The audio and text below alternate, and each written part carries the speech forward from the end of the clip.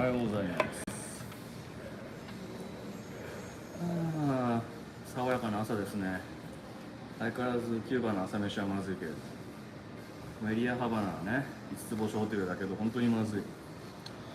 人権侵害レベルじゃないのかな、あれは。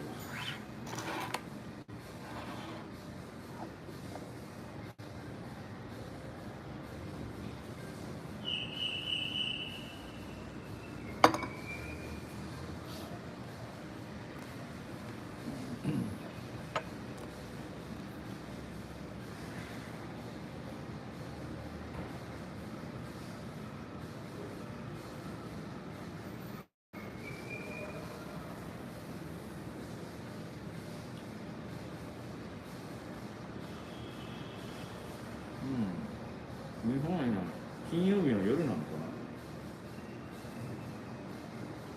夜の8時45分というところか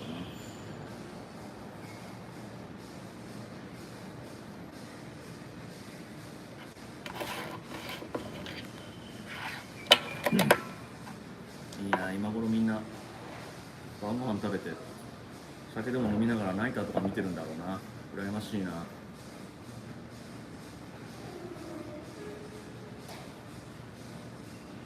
金曜だから今日はカレー食べないかな。そういえばキューバにもね、昔カレー屋さんあったんですよ。でもコロナのおかげで多分ね、店閉めちゃったと思うんですけれど、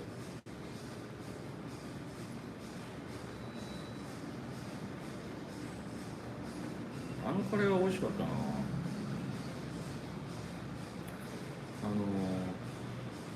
んかキューバ人のコックでインドのお金持ちのところでシェフをやってた人がいた。その人がキューバに帰ってきてカレー屋さんをね作ったんですけど、そこのカレーはねすごい美味しかったんですよ。ちゃんとねナンがあって、でマトンカレーが美味しかったんですけども、あれ本当に日本のそれこそ東京とかで出してもね全然もう売れるでしょっていう風なレベルのカレーをね作ってくれるキューバ人のお店、カレー屋さんがあったんですけれども、コロナで店閉めちゃったんだよな。残念だけど。ちなみにそのカレー屋さんの名前はブエナビスタカレークラブっていう名前なんですけれども、すごいすごい名前つけたなと思ったんですけど、キューバでカレー食べたくなったらね、そこに行けば食べられたんですけれども、他で出してるお店ってちょっと考えつかないな。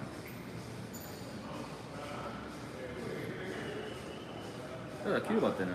スパイスがたくさん取れるので、カレーを作るためのスパイスは多分全部手に入るはずなんですよ。だから作ろうとしたら作れるんですけれども、ただキューバ人ってね辛いもの嫌いなんですよ。どのぐらい嫌いかっていうと大嫌いなんですね。前ね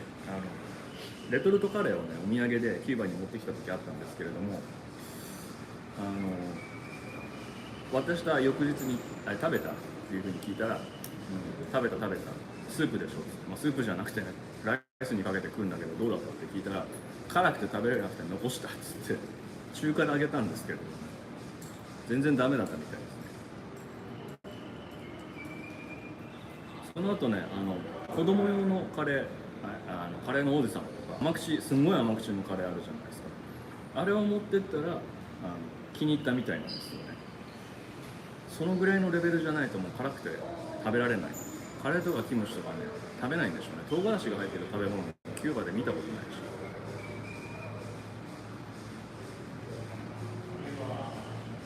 キューバ人はね甘じょっぱいもの、甘いものがね大好きなんですよね。だからお年寄りなんかエスプレッソに砂糖をめっちゃ入れてスプーンが立つぐらいまでね入れる人とかいるんですけれども、糖尿になるぞと思うんですけどね、糖尿ね実はキューバ人に多いんですよね。国民病なんじゃないのかな。まあそうでしょうね。身近に砂糖が死ぬほどあるわけですから、ね、砂糖きび死ぬほど取れるわけですから、この国それは使いますし、ラムだってね砂糖きびからできてるわけですからね。ラムに限らず酒を飲みすぎたらね体に良くないのでね、ほどほどにしましょう。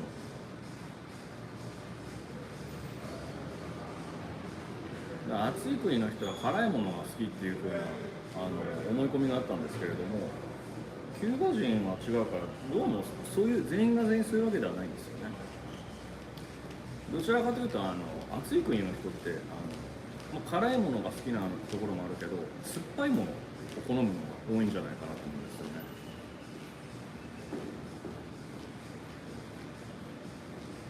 ね。例えばタイとかだとトムヤムクンって、辛いのもあるけど辛くて酸っぱいんですよね。タイのスパイスって基本何使うかというとレモングラスを大量に使うので、タイ料理って酸っぱいですよね。タイの料理って酸っぱくて辛くて甘くて全部入ってるんですけども、その味好きなんですけど、あの手の味って日本人も好きだから、やっぱりタイ料理って日本でも流行るんでしょうね。好まれるんでしょ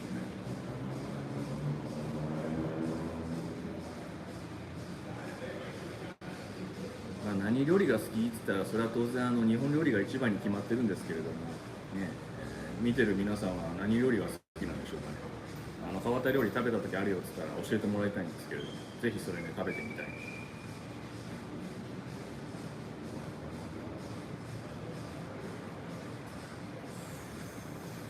日本は何料理でもね、基本的に探せばお店ありますんでね、すごいですよね。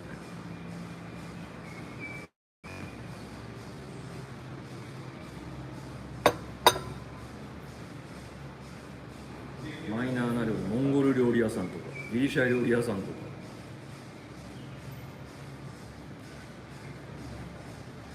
か、行かなくてもその国にね行った気になれるからいいですよね。大体ああいうレストランでその国の人が作ってるから本格的っていうか本物じゃないですか。本来その国に行かないと食べられないんで。だからね、本当日本にいながらどこの国にでも行けるわけですからすごいですよね。結局旅行に行って何かって言ったら、見て食べてでお土産買うみたいな感じなので、見るのはね臨場感ないですけれども、インターネットとかがあるからね、今見れるじゃないですか。食べるのはそういうその国独特の専門料理が日本だったらあるので食べられるから、最悪行かなくてもね体感はできるんですよね。すごいよな。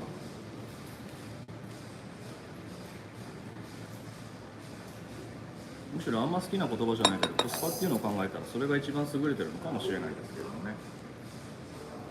その国の情緒っていうのには触れられないですけれども。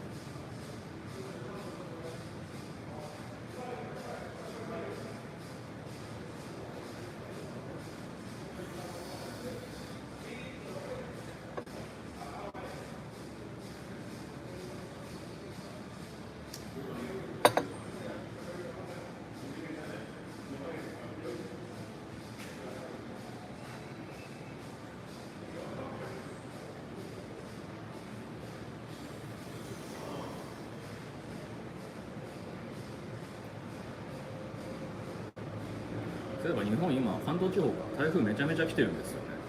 大丈夫なのかな。千葉の川がなんか氾濫したとかニュースとかね、こっちでも見られるんで見たんですけど、あとは自分の家が被害被ってないからちょっと心配なんですけれども、台風でね看板とかが吹っ飛んできて窓ガラス突き破んない限り別に被害はないと思うんですけれども、だから俺が日本を離れるとなんか災害が起きるんだよな。めちゃめちゃ大雨が降ったり地震が起きたり、北朝鮮がミサイル飛ばしたり、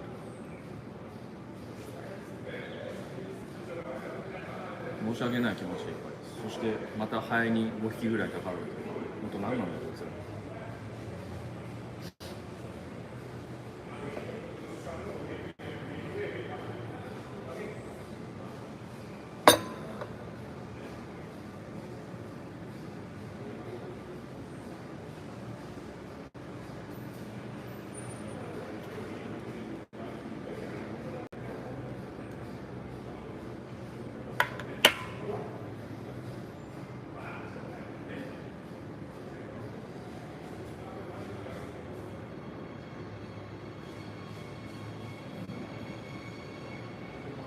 にしてももうハバナにいると特にやることもないので、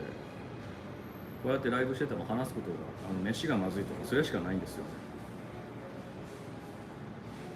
ね。飯がまずい飯がまずいっていうのはいつも腐してツイッターとかでもねめちゃめちゃ言ってますけれども、飯はまずい、水もまずい、まあいろいろ良くないことあるけれども、葉巻だけはねすごくいいんでね、それで多分帳消しにはなるとは思うんですよ。全部帳消しは厳しいかもしれないけれども、まあ相当加点できるはずなんですよ。うわ、耳の穴の中に灰が入った。だから逆に言うと葉巻がなかったらこの国どうするんだろうなっていうふうに思うんですけど、誰か来んの？でもまあそういうふうにしてなんとか音符を与えてるのは大体の世界中の国なんで、ね、日本みたいに安定してる国はほとんどないので、キューバだってね、近くのハイチとかね、どうやって国が成り立ってるのかよくわかんないですけど、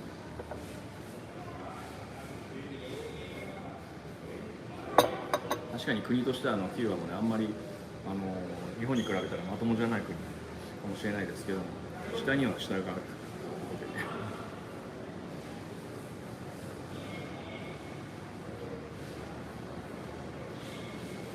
だからね、キューバも貧富の差がね、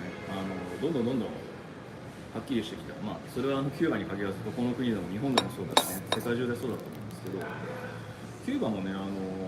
お金をね溜め込める人、作れる人はやっぱりキューバで遊ばないで海外に遊びに行っちゃうんですよね。多分メキシコのカンクンとかが一番多いらしいですけれども、飛行機ですぐですからまめに出てるし、多分日本韓国ぐらいのね気軽さで行ってるんだと思うんですよ、キューバ人がメキシコのカンクン。何より言葉が通じる。当然メキシコもスペイン語ですからね、それがね多分ハードルすごい低いんですよね。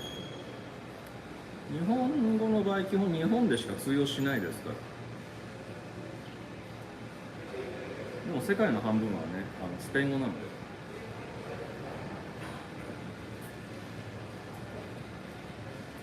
人口が一番多いのは今は中国じゃなくてインドになった。インドだけどインドは多民族国家だから言語がたくさんあるんですよね。まあでも中国もそうか、地方語みたいな感じで統一、一応公用語は北京語になるけれども、いろんな北京語があれば中国語全部使えるのかな、よくわかんないですけど、日本は日本語話者が多分1億人強いるから、単一の言語としては結構上位、5位ぐらいの話者数になるんじゃないかなと思うんですけれども、もっと下かな、5、6、7位とか、言語学者なら詳しく教えてくれるかもしれないけど、まあ英語は世界の公用語としてね、スペイン語はね本当に世界中どこでも通用しますの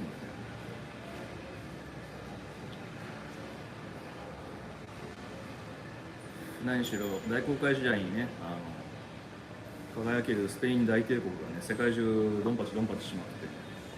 世界中で植民地作っていろいろ広めたり絶滅させたりしましたから、まあその大航海時代のおかげでね新大陸見つかって、タバコも見つかってヨーロッパに持ち込まれたわけなんですけどね。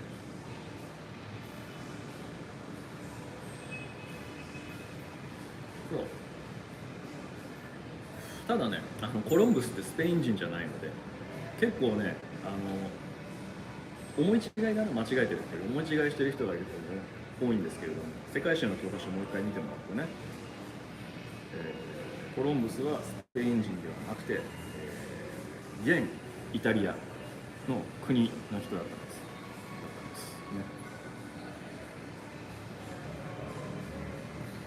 彼は奴隷商人だったんだよね。だからね、あんまり歴史の表舞台にね出ないんでね、まあ、出しちゃいけないっていう風な言い方が正しいかもしれないですけれども、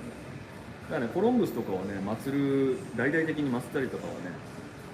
ないんですよね。アメリカ大陸、南米、中南米では。キューバでもコロンブスの銅像とか絵とか見たことないし、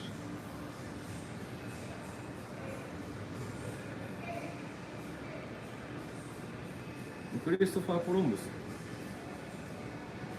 が正式名称ですけれども、サンクリストバル・デラ・ハバナっていう葉巻がキューバ産の滋賀ってあるんですよね、ハバナス。それはサンクリストバル・デラ・ハバナはクリストファー・コロンブスのクリストファーから取ったんじゃないです。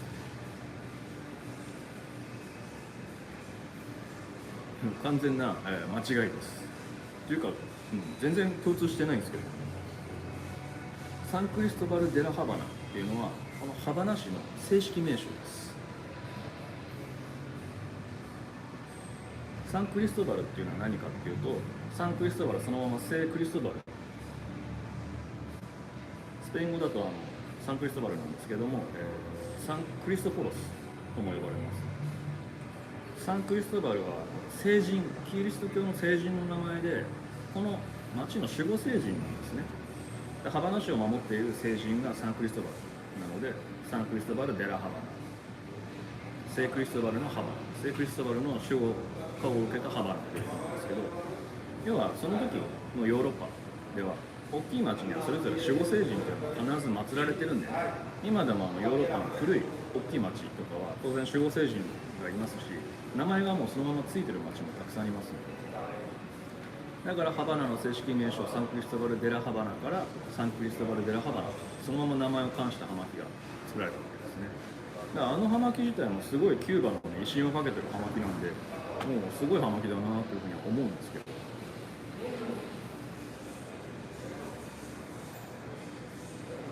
でね、クリストバル大聖堂がね、ハバナにもありますけど、当然そこにはサンクリストフォロス、サンクリストバルが祀られてます。決してクリストファー・コロンブスのことではないので、そんなこと言わないようにしましょう。恥かいちゃいますから。でコロンブスが、大航海時代の先陣を切ってアメリカ大陸発見、いろんな島を発見した後に、本国のスペインでこれはいけるぞということで、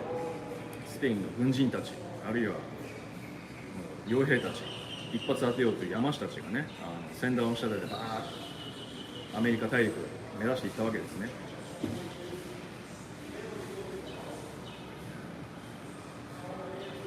で確かキューバに来たのがベラスケスだったっけな、そういうふうな人たちをコンキスタドールというふうに言うんですけれども、征服者のことですね。コンキスタドールも要は現地民を皆殺しにして征服した人たちなので、ヨーロッパ大陸と違って南米、中南米、アメリカの方では表立ってもてはやされたりはしないです。だって文化を破壊して原住民たちを皆殺しにした人たちですか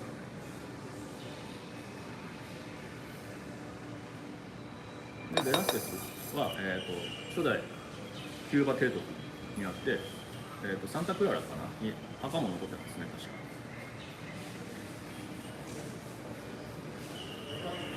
スペインのね、すごいところは、皆殺しにしたんですね、征服すると。キューバにもタイノ族とか原住民の人が住んでいた文化があって暮らしていたんですけれども、彼らを、皆殺しにしたこと、または奴隷でこき使ってのたれ死にさせる労働力としてなんで、キューバの原住民は残ってないんですね。当然大陸の方に逃れた人もいるかと思いますけれども、もうルーツが失われているので先祖がキューバ人っていう人は多分残ってないと思います。で文化とかもないので、キューバでどういうふうな家があったかとかのも断片的にしか残ってなくて、言葉もねどういうのを使ってたかっていうのもね、文字がない文化だったのであんまり残ってないんですよ。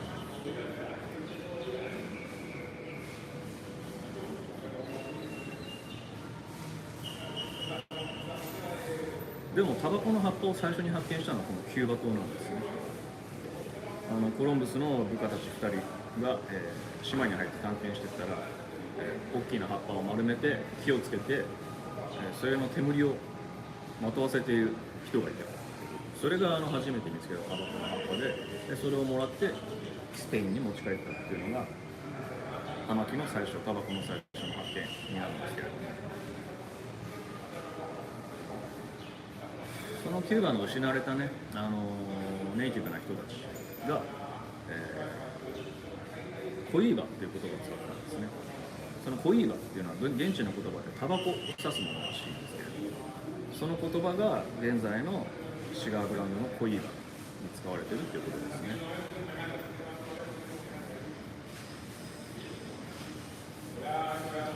葉巻の話もね、面白いんですけど、葉巻っていうのは文化の一つなので、その大元になっている土台っていうのがあるんですよね。文化の土台になっているのは歴史です。だから葉巻とキューバの歴史から行くと大航海時代スペインの歴史っていうのは絶対に外すことができないんですよね。逆にそれを知ってるとさらに深く知ることができるので、葉巻が面白いなっていう風な人で、葉巻をする人が多分このチャンネルとかライブ見てると思うんですけれども、ぜひねそういう風な歴史の部分をね知ると葉巻自体の味わいがひとしお変わってくるのでおすすめです。面白いです。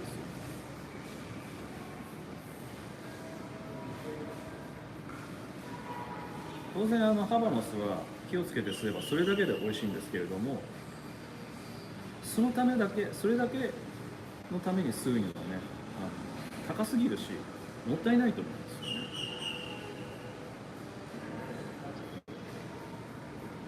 ね。もっと深いものなので、それを知れば余さず葉巻の煙も楽しめると思うので。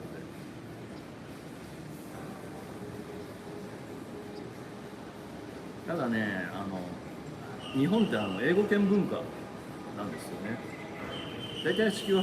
英語圏文化がスペイン語圏文化に分かれるんですけど、日本はアメリカの影響がすごく強いので英語圏文化なので世界の半分のラティーノの情報とか入ってこないんですよね、スペイン語圏の情報。確かに多いですからね。だからね、なかなかそういったスペイン語の、ね、情報とかを集めるのは骨だったりするんですけれども、でもね、歴史が嫌いな男の子はあんまりいないので、そういうのを掘るのはね、なかなか面白いと思います。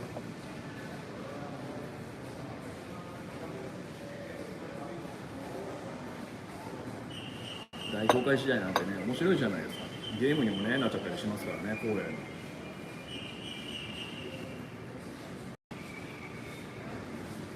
いや、そういう風な人が、そういうのが好きな人は、葉巻の歴史とかもね、すごい面白いと思うんですよね。コロンブスが発見して、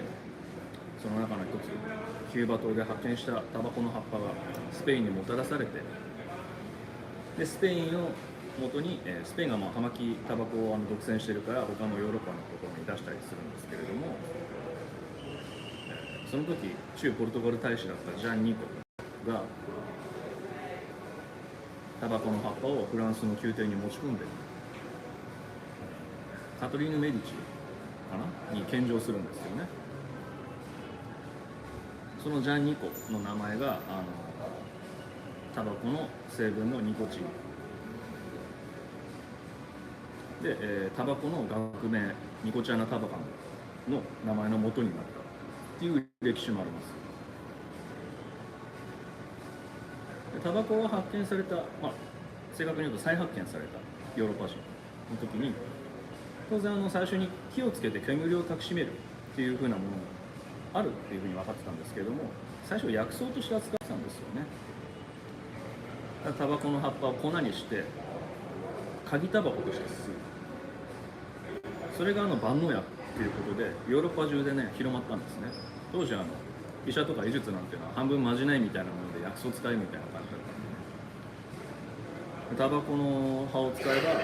頭痛にも効く、歯が痛いのにも効く、何でも効く万能薬みたいな感じで本までね出て、それがね大ベストセラーになったんで、数百年間タバコは万能薬っていう風な効能としてヨーロッパで使われ続けるんですけれども、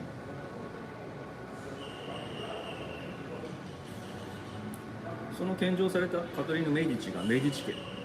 の女王ですね。フランスの王様を3代にわたって出すというキングメーカーなんですけれども、要はタバコの葉っぱを薬として販売するっていう特権を握ったので、メディチ家が莫大な富を築くことになるんですけれども、そこからメディチ家から来てるわけですね、薬が。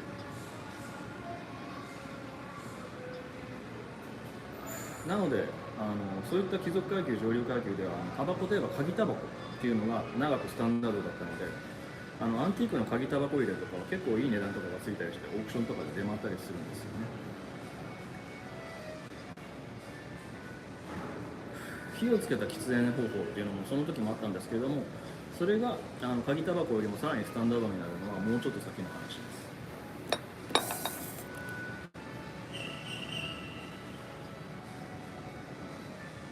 だから紙巻きタバコ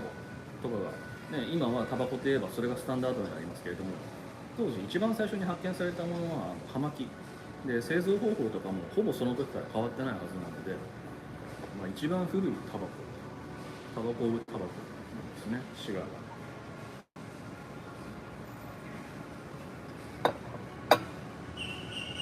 タバコが一般庶民にね広く行き渡るためには葉巻から紙巻きタバコに新しく発明される必要があるんですけれども、それがヨーロッパ中で広まったのはナポレオンのおかげですね。ナポレオンがヨーロッパ中で戦争して、タバコの葉っぱを刻んで持ち運びできるようにして、新聞紙で巻いて簡単に吸うっていうのができるようになったのはナポレオンの軍の、大陸軍グランドアルメですねがヨーロッパ中で戦争して、その紙巻きタバコ、刻みタバコを広めた、そういうふうな歴史があります。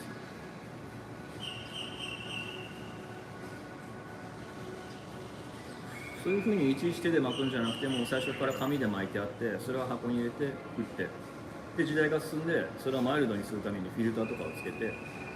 セロハンで包装されたりしてっていうので、今の紙巻きタバコの形ができたんですね。時代が進んで電子タバコ、加熱式のタバコとかが出てきましたけれども、そういうふうにタバコ一つとってもすごい歴史のあるもの、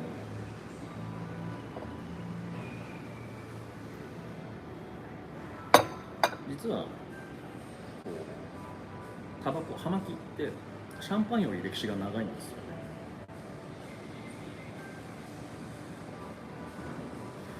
シャンパンが発見されたのはフランスの最後の皇帝、最後の王様、最後のルイの時、治世の時に修道院の修道僧ドン・ペリニョンが偶然発見したものなんですけれども、それよりも葉巻っていうのはね前に発見されてるので、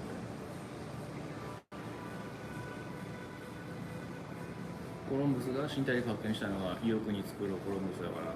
1492年ですよね。だから600数十年葉巻っていうのは伝統があることになるわけです。その間姿を変え形を変え新しいものができて、ね、新しい順からさっき話したタバコと電子タバコ、加熱式のタバコ、紙巻きタバコ、手巻きタバコで、鍵タバコとか葉巻タバコっていうものがあったわけですから、姿を変え形を変え残ってるんですよね。その間葉巻を生産する国とかはねいくつも滅びて、いくつも新しいのができてきたんですけれども、葉巻は残ってる。この葉巻のオリジナルのハバノスを作っているキューバだって70年弱前にね革命でガラリと国の形が変わったわけですから、その前はアメリカのほぼ衛星国家みたいな感じで、その前はねスペインの植民地、その前はヨーロッパの植民地になる前原住民の人たちが住んでた国なわけですから、それでも葉巻っていうのはずっと残ってるわけですから。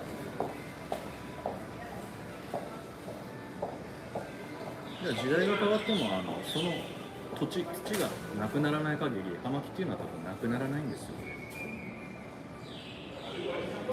シャンパンなんてねさっき話したからシャンパンも例えに出しますけれども、最後のフランス王絶対王政が崩れた後、今のフランスで第4共和制まで進んでるんでしたっけ、何回も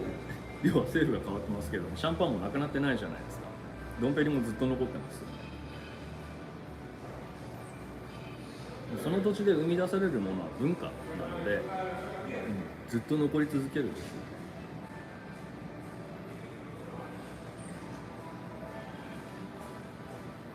そんな壮大なことね考えながらね葉巻してたらね、なんとなく面白いじゃないですか。当然嗜好品としてね優れたものであるんですけれども、優れた嗜好品の裏にはそういう歴史や文化っていうものが必ずあるんでね、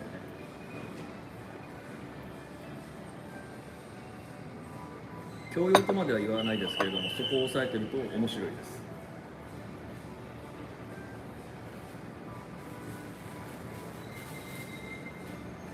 教養っていうのはなんだろう、ヨーロッパの人とかが上流階級とかでたまにいる空で暗礁でシェイクスピアをね言えるとか、会話の中でシェイクスピアを混ぜ込めるとかね、そういう風なのがね、ウィットと教養っていう風に、日本だとなんだろうな、古典とかそういう風なものを抑えてるっていう風なことになるのか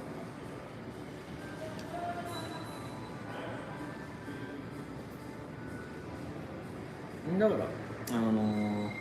キューバから持ち込まれてヨーロッパで発展して世界中に広がっていったシガーっていう文化がヨーロッパではもう文化の一つとして定着してるんですよ。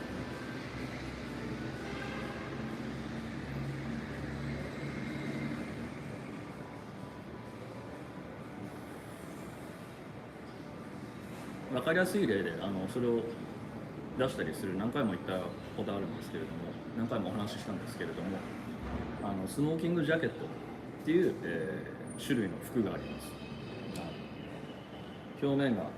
さらっとしてて毛羽立ちにくいジャケットなんですけれども、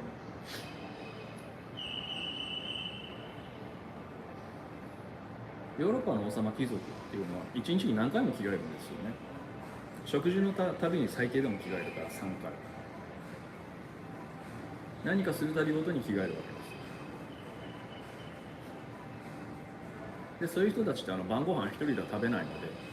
友達の貴族、友達の家族を全員招いて夕食をとるので、着替えてご飯を食べ終わった後に女子供は、遊戯室に行ってお菓子とお茶をいただく。紳士諸君はスモーキングジャケットに着替えて主催なり何なりに行ってお酒を飲みながら葉巻を吸って政治の話をしたりする。だから煙が引っかかりにくいようにさらっとした生地の服になってるんですね。その服が進化して、ヨーロッパで夜の、第一清掃が、タキシードになったんですね。タキシードもさらっとした布地を使うじゃないですか。あれはそのスモーキングジャケットが進化したものなんですよね。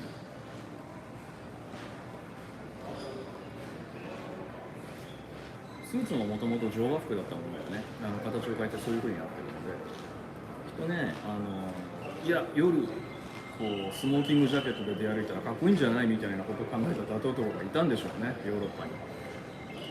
でそれでそれいいじゃんっていうふうなことで上も下もそれで揃えて作ったらものすごい受けたっていうことで、きっと時代が進んでタキシードが夜の第一礼装っていうふうなことになったんだと思いますね。服飾の専門家とかだったらね、的確なツッコミとか多分入れてくれるんじゃないかなと思うんですけど、ぜひ調べてみてください。それも歴史の一つなので面白いと思います。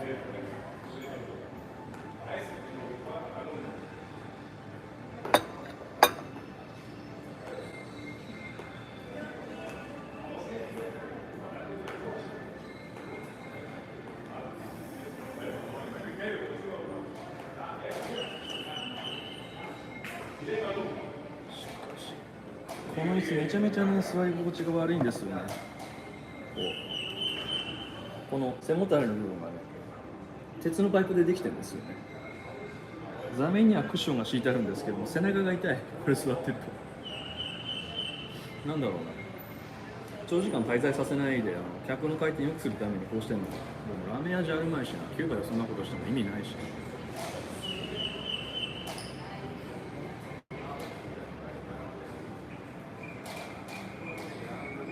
そうか、金曜日の夜ですもんね。みんな外で飲んだりいろいろ忙しいんだろうな。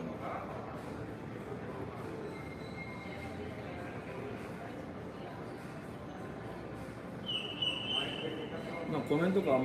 がないので質問とかがないんで、ベラベラこっちでくっちゃべってるだけなんですけれども、たまにはそれもいいでしょう。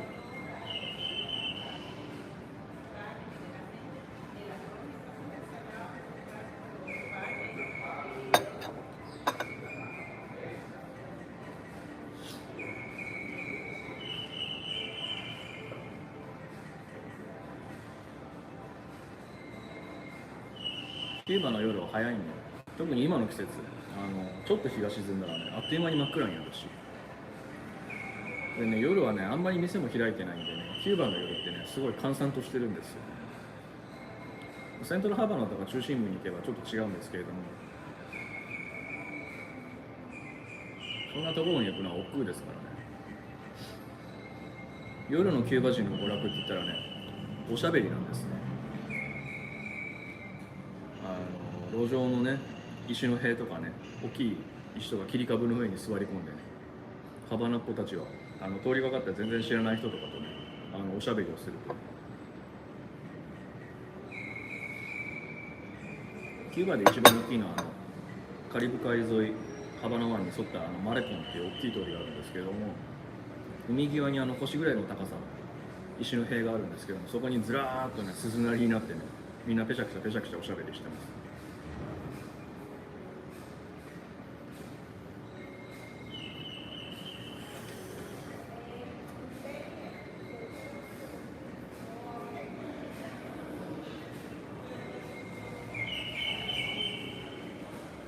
そういうのに捕まったらもう大変。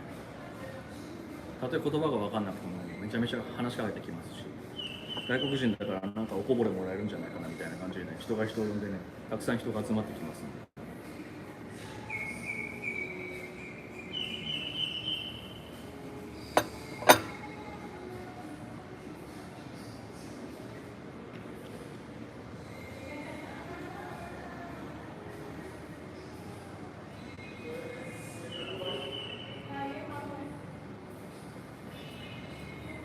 動画でも解説しましたけども、葉巻ってどこまで吸えるんですかっていうふうな質問が来たんですけども、答えは、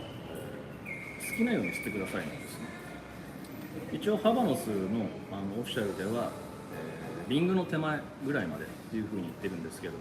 リングっていうのはさっき取り外したこの葉巻についてる紙の帯ですね。別にね、リングを取ってもね吸うこと自体はできるんですよ。ただリングっていうのは植物性の糊で貼っつけてあるんで、うまく取らないとこの葉巻の一番表面のラッパーっていう薄い葉っぱの部分も一緒にビリって取って破っちゃうこともね中にはあるんですよ。オフィシャルとしてはそういうふうにビリビリにして最後の方も吸えなくなるっていうのを避けたいだろうから、そういうふうに言ってるんだと思うんですけれども、吸うこと自体は要はやけどしない限り、どこまでも吸うこと自体はできるんですよね。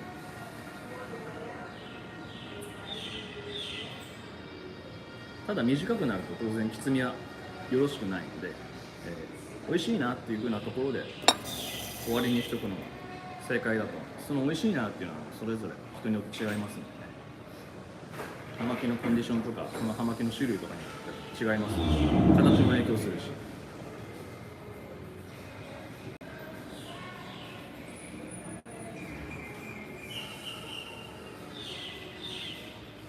だからね、嗜好品なので基本的に楽しみ方は自由です。オフィシャルのこれっていう風な正しいガイダンスがありますけれども、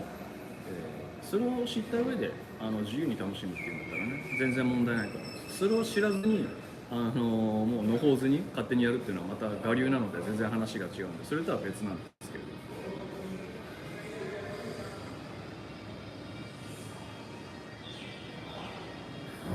そういうふうにね、葉巻は生産しているハバノス SR っていう会社が出しているオフィシャルの葉巻のスイカだとか葉巻の情報についてはね、このライブを配信しているチャンネルでね、動画でまとめてありますので、それを見ていただければしっかり分かると思います。それでも分かんないものとかはね、コメント欄にね気軽に記入していただければそれをねネタにしてねまた動画でもね作りますんでね、お気軽にそういう風ななってなので葉巻もねちびくべきなのでね、ライブ配信もここで終わりにしたいと思いますので、それでは日本の皆さんおやすみなさいませ。